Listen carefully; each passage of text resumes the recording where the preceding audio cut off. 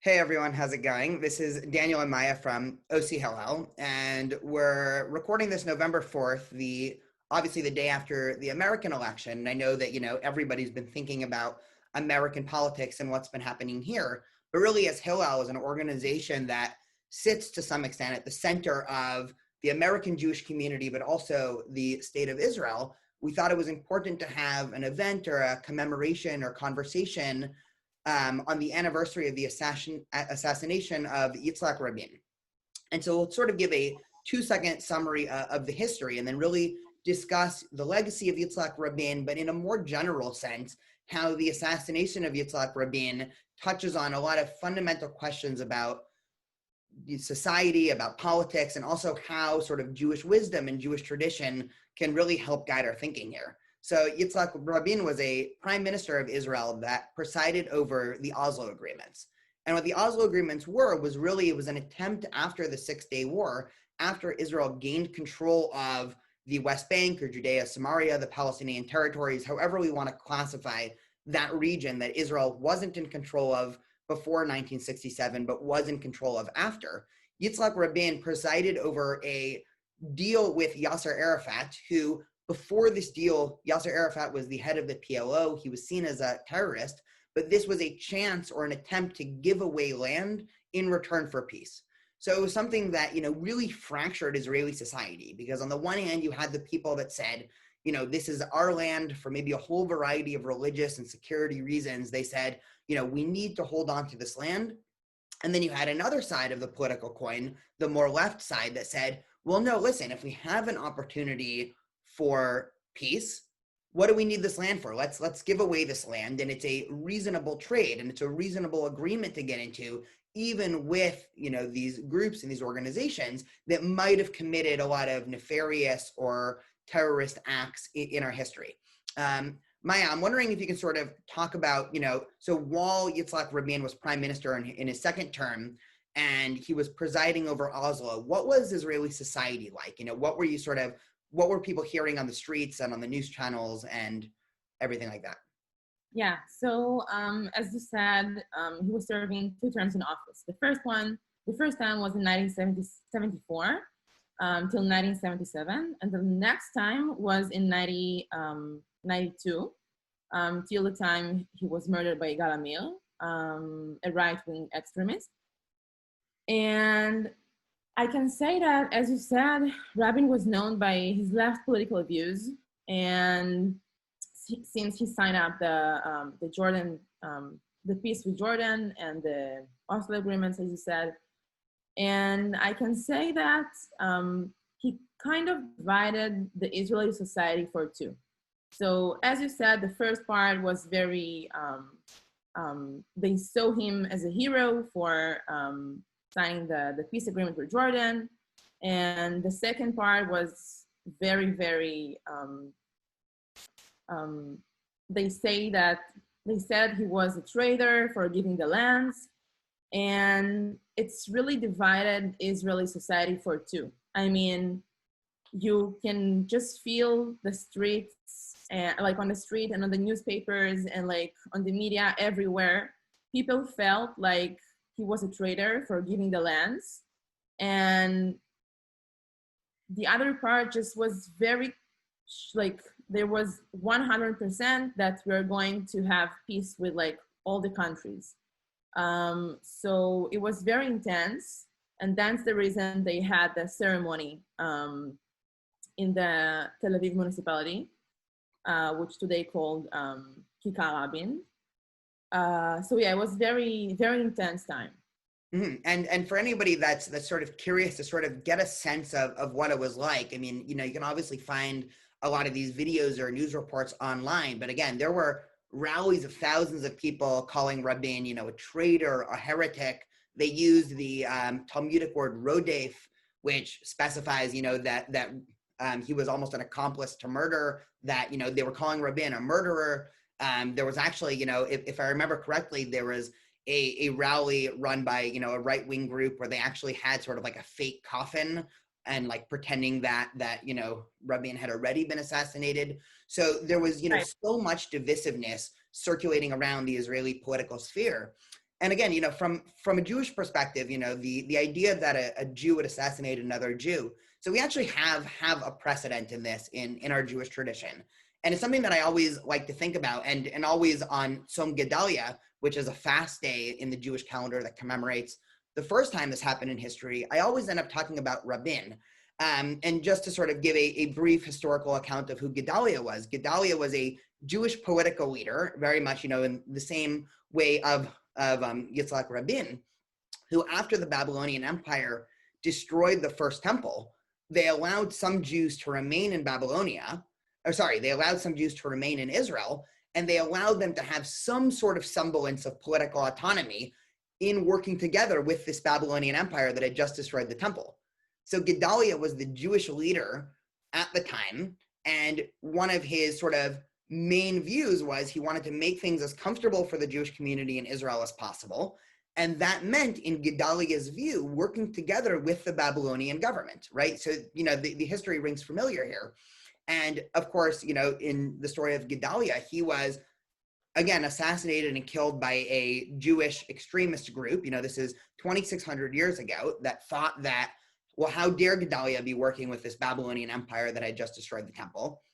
And this day within, Jewish consciousness, within the Jewish calendar, this was seen as such a sad and disastrous day that we actually still commemorate this day 2,600 years later with a communal fast day, right? This idea that, a Jew on Jew violence, or that Jews would engage, that arguments or ideological diversity or discussion in the Jewish community can get to a place where somebody would actually want to take up arms and physically hurt, if not kill somebody. This is so antithetical to Judaism and Jewish values, which really both preaches the value and the holiness of every individual life. But it also talks about, just the sheer diversity and pluralism.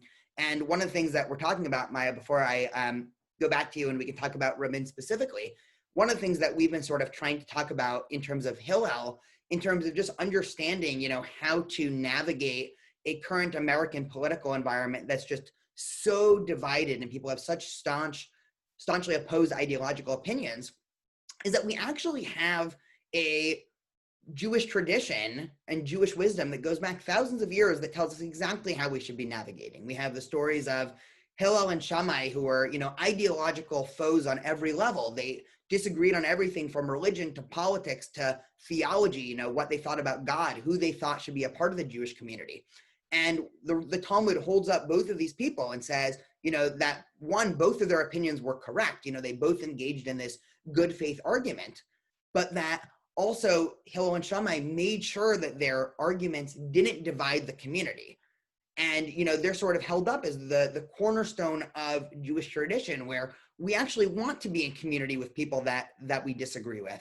And so the story of Gedalia, and also, of course, Rabin, which we'll talk about for a little more in a moment, this was such a sad event, not just from a political point of view that, okay, politics would devolve into a place where, somebody decides that they have to go out and kill the prime minister, but really from a Jewish sense. I mean, we've, in some ways we've worked for 2,000 years to return to Israel, to return to a place where, Judaism as a tradition can really thrive.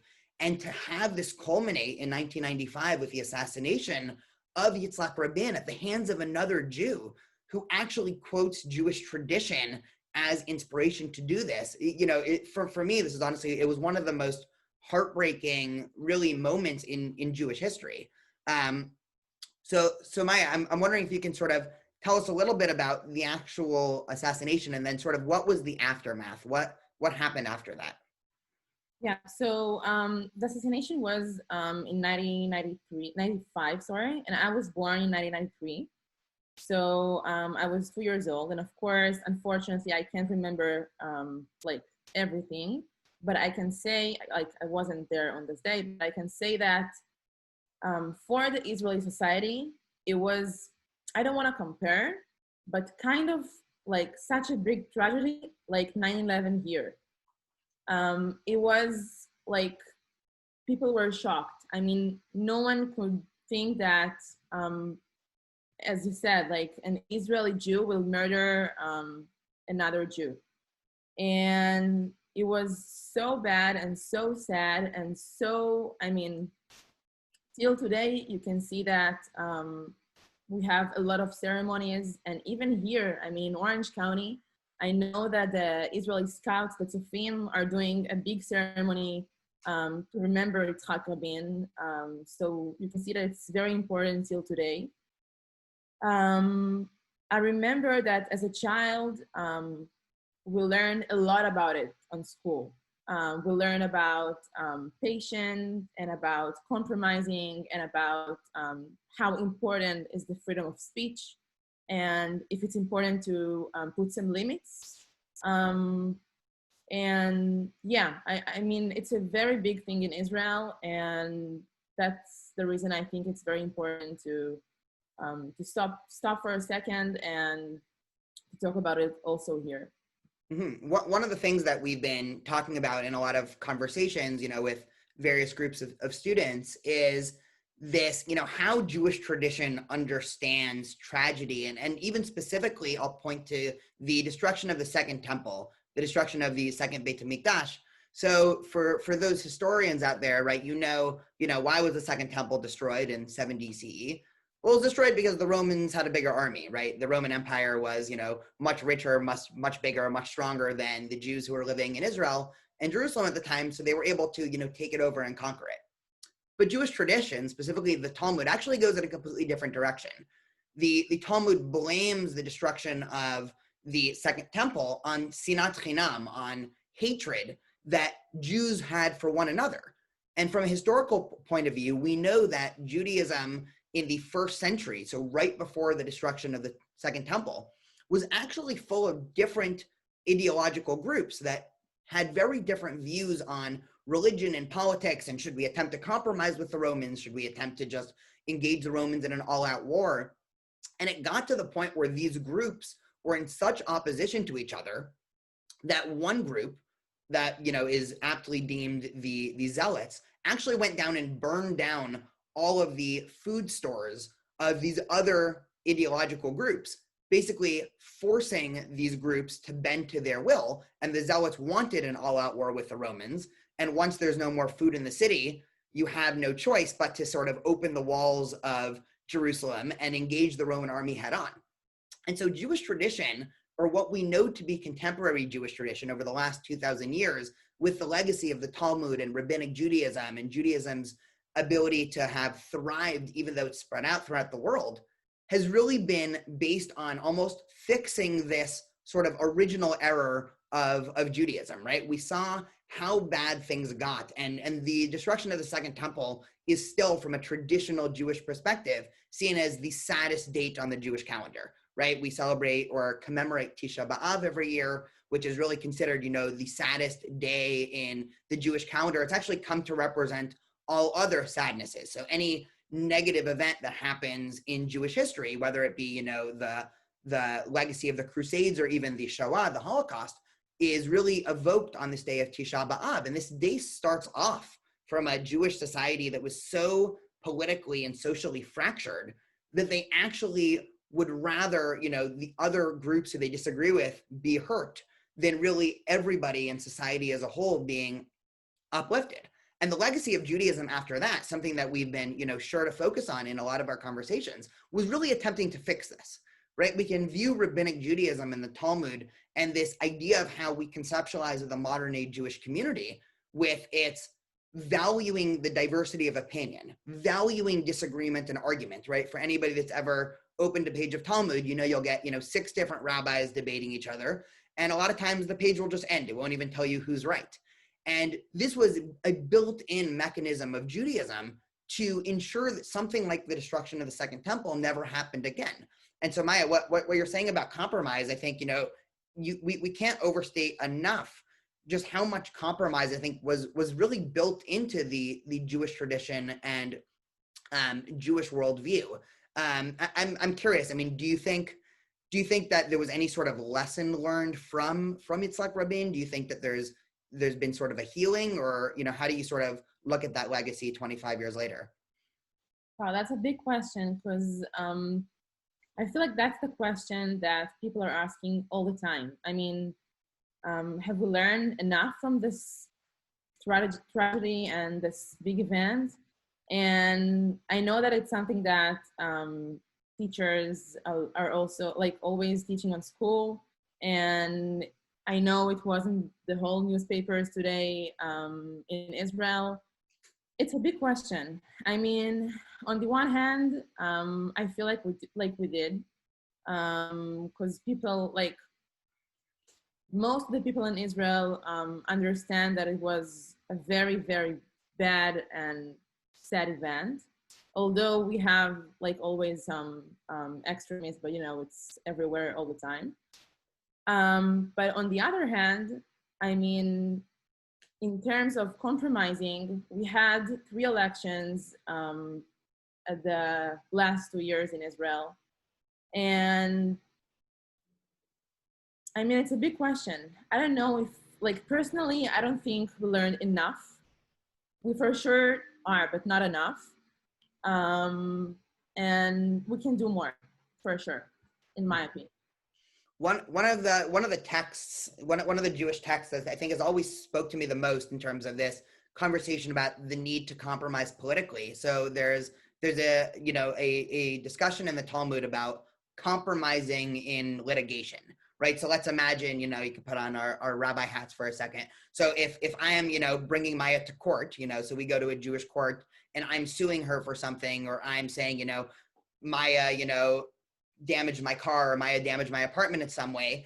So there's an actual debate about, well, what would be better? Would it be better for the judge to organize some sort of compromise with me and Maya so that, okay, neither of our claims are completely won, right? So maybe if I'm saying that Maya destroyed my entire car and she says, I didn't do anything. So if she pays for half of it, right? Did we both win or did we both lose? So there's one opinion in the Talmud that actually comes out very ideologically strong and says that compromising is a sin, right? It's a radical opinion in the Talmud. It's a fascinating opinion. And the other rabbis ask, this first rabbi, okay, well, why is compromising a sin? And he said, because compromising is fundamentally untruthful, right? If you compromise, if Maya and I compromise, neither of our worldviews, neither of our visions gets carried out. And in some way, we're almost bending the truth, because in this car example, I'm saying, okay, listen, the truth is Maya owes me a whole car. Here, she's only giving me half, right? That's not the whole truth. In Maya's case, I don't owe him anything, and now I'm being forced to pay him half a car. But then there's another opinion. The second opinion says, no, actually compromising is a mitzvah. And it should actually be the first intention to always attempt to compromise.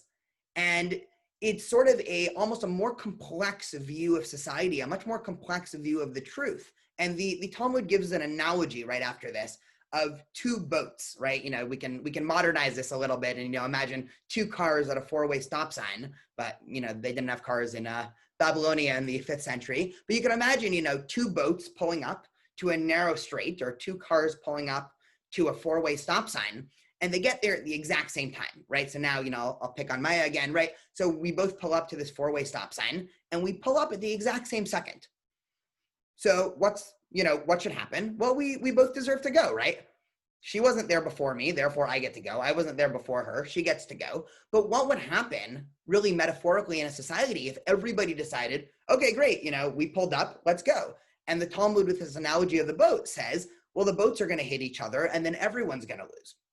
And that's this is how the Talmud concludes that we need compromise. And then when you have compromise in a society, it actually leads to the furthering of basically everybody's goals and the greater good. And one last thing that I wanted to say, and then I'll see, Maya, if you have any, closing statements or thoughts, that really Israel as an idea, Israel as a Jewish state, is really based on a compromise. And this is something that, I sort of love talking about however I can, because it really speaks to how much I think Judaism values compromise and a multiplicity of opinions, right? We can imagine a lot of the early Zionists, right? Specifically, Ben-Gurion and, other early labor Zionists, right? These were highly secular, socialist thinkers. And really their view for Israel was to have a completely secular society, a society that was fully socialist in terms of the economy. And also they wanted, the full Israel, right? They wanted from the river to the sea. Now, one of, I think, the most fascinating moments in Jewish history, really when you see ideology come up against pragmatism, the Jewish world, I think, in a very definitive way, chose pragmatism. They chose this ability to compromise, right? If we imagine, how Israel was founded, right, we sort of have this origin story of Ben Gurion engaging in a compromise with the ultra-Orthodox community, right? Ben Gurion's vision of Israel was that it was going to be fully secular, but he knew that he needed the Orthodox or the religious Jewish community to sign on to this vision. So he engaged in a very controversial compromise to give traditional Judaism, to give the ultra-Orthodox Jewish community a stake in the country, a stake in the government. And that was, again, a major compromise that could be criticized on all sides. But he decided, and he went with that idea, right? The same thing about socialism versus capitalism. A lot of early Zionists, their view of what they wanted the state to be was a socialist state. Very early on, they realized that the state would fail to continue to grow, right? It was basically absorbing refugees and a number, I think, faster than any other modern nation state absorbed in terms of, percentages when Israel was founding. And again, these Israeli thinkers, these early Zionist thinkers, instead of being unbudging in their view of, a socialist Israel, they allowed room for capitalism, really creating the Israel today, which is, certainly more socialist than America, but it's certainly more capitalist than any of the original Zionist thinkers, at least in the labor camp, really wanted it to be. And then finally with land, again, all of the early Zionists and really, what Jews have been thinking about and praying for the past 2,000 years, is the entirety of what we call Israel. I mean, even today, if you ask 100 people to draw a map of Israel, I can almost guarantee 99 out of 100 of them are drawing, the Israel that includes the West Bank. And one of the major compromises, again, that early Zionism was willing to do, right? We're talking about the partition plan in 1947, and the fact that most of the Zionists accepted this partition is, again, they weren't saying, oh, great, we'll take this little sliver of what we consider to be Israel because this is what we want. But they recognized a reality on the ground. And they said, our goal is to really better the entirety of the worldwide Jewish community. And they realized that, to further their societal goals, it really demanded and almost needed compromise. And I love pointing this because in some ways, the entire state of Israel, I think, is a modern compromise between, so many different types of Jews and also a compromise of, how we take a 2,000-year tradition that really grew up in the exile, and how do we retransplant that into political statehood and nationalism. There's so many of these questions. And the last thing I'll say before Maya concludes is that I think, again, the answers to these questions is we need it to be a continued conversation. And we need it to be, and in terms of all these questions, socialism versus capitalism in Israel, secular versus religious, in terms of, land for peace, this land, right? We need to allow for all of these different opinions. And this is, again, the fundament of, the freedom of speech that, liberal democracies enjoy so much.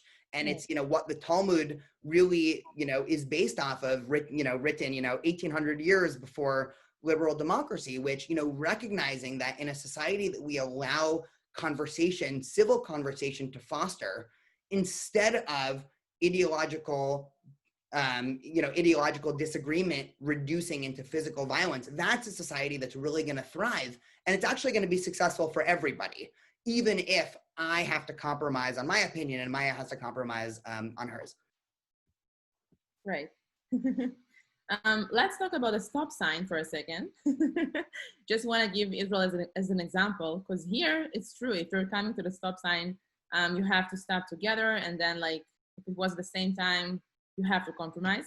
In Israel, it's like a little bit different because you have to give the right for the people who came from right. So it's easier. But yeah, I mean, I can relate almost for everything you said. I feel like we need to say again about the importance of this day. I mean, we had a conversation 2 days ago, 3 days ago with students, and we asked them to raise their hands to see if they heard about Rabin before. And from a group of 8, we had only 2 students who raised their hand. So just like before we end this conversation, I just want to encourage the students and the people who watch this video to learn more about Rabin, about patience, about freedom of speech, about the differences between the states, and yeah, about compromising. So thank you so much. Yeah, thank you, Maya. And again, like always, this is sort of a little bit of a different format than usual. Usually we, have events. I mean, I guess recently on Zoom, we just sort of wanted to try this format again because it's the day after the election. We still don't actually know the results as of the time of this recording in, the American election, but we just thought it was such a important intersection of dates, again, going through an American political moment where we're as divided as really, for sure in my memory, but even in a couple of generations, with one of the most important days in Israel history. And, like always, if anybody wants to learn more about any of this or discuss more or, continue on this conversation, you can always reach out to either me or Maya or anyone else. And, we would love to be in conversation with you about these really crucial and important issues. So really have a great day, everybody. Thank you so much. Have a great day.